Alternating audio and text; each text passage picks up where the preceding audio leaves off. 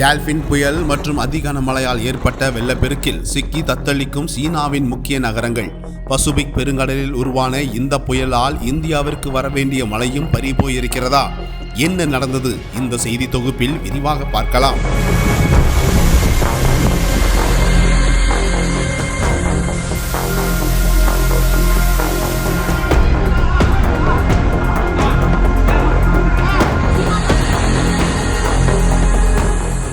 இரண்டாயிரத்தி 26ஆம் ஆண்டின் மிகவும் சக்தி வாய்ந்த வெப்பமண்டல சூறாவளியான டால்பின் கிழக்காசிய நாடுகளை உருகுலைத்து பேரழிவை ஏற்படுத்தியுள்ளது.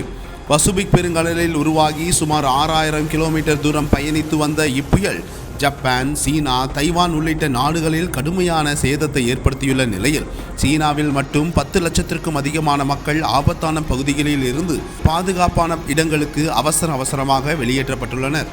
கடந்த ஜூலை மாதம் மத்திய பசிபிக் பெருங்கடலில் மணிக்கு 45 கிலோமீட்டர் வேகத்தில் நகரும் குறைந்த காற்றழுத்த தாழ்வு மண்டலமாக உருவான டால்பின் ஜூலை மாத இறுதியில் அதிபயங்கர சூறாவளியாக மாறியது. வழக்கமான புயல்களை விட அதிக ஆயுள் கொண்ட இந்த புயலுக்கு உலக வானிலை அமைப்பின் சூறாவளி குழுவின் பட்டியலில் ஹாங்காங் நாட்டின் பரிந்துரையின் பேரில் அங்குள்ள புகழ்பெற்ற சீன வெள்ளை டால்பின்களின் நினைவாக டால்பின் என பெயரிடப்பட்டது.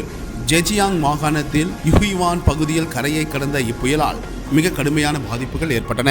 குறிப்பாக புயலின் வேகம் மற்றும் கனமழையால் ஏற்பட்ட வெள்ளப்பெருக்கு மற்றும் நிலச்சரிவால் கடலோர பகுதிகள் மற்றும் மலைப்பகுதிகள் பலத்த சேதத்தை சந்தித்தன.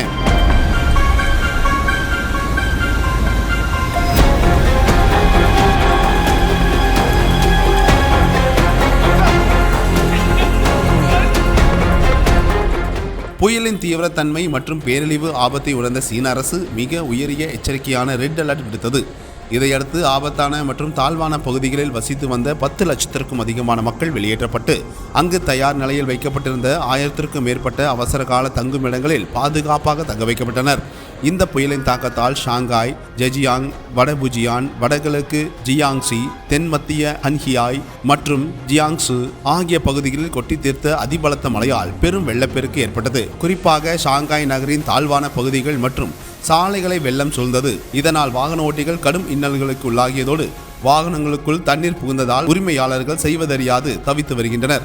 சீன சமூக வலைதளத்தில் ஷாங்காய் கடலாக மாறியது என்ற ஹேஷ்டாக் வைரலான நிலையில் நகரின் திறந்தவெளி படிக்கட்டுகளில் மழைநீர் அருவி போல கொட்டியதுடன் புகழ்பெற்ற ஹுவாங் சாலை மற்றும் தீபன் பார்வை தளங்கள் முற்றிலுமாக நீரில் மூழ்கின.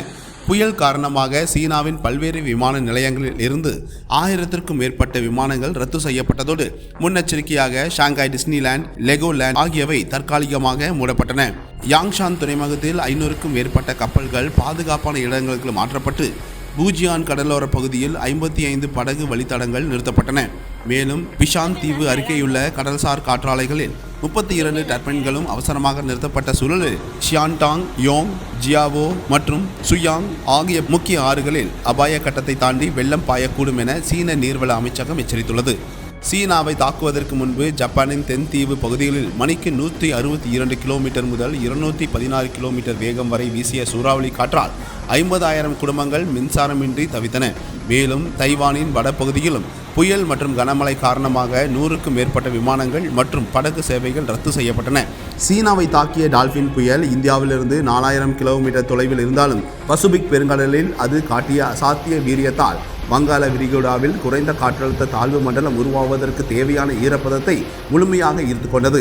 இதனால் ஆகஸ்ட் மாதத்தில் இந்தியாவில் பெய்ய வேண்டிய தென்மேற்கு பருவமழை கணிசமாக குறைந்து வறண்ட வானிலையே நீடிக்கும் என்று இந்திய வானிலை ஆய்வாளர்கள் கவலை தெரிவித்துள்ளனர். தற்போது டால்பின் புயல் நிலப்பரப்பிற்குள் நகர்ந்து வெப்பமண்டல புயலாக பலவீனமடைந்திருந்தாலும் நகரும் வேகம் குறைந்துள்ளதால் அடுத்த 48 மணி நேரத்திற்கு சீனா மற்றும் தைவானின் உள்நாட்டு பகுதிகளில் தீவிர கனமழை, நிலச்சரிவு மற்றும் திடீர் வெள்ள அபாயம் நீடிக்கும் என சர்வதேச வானிலை மையங்கள் எச்சரித்துள்ளன.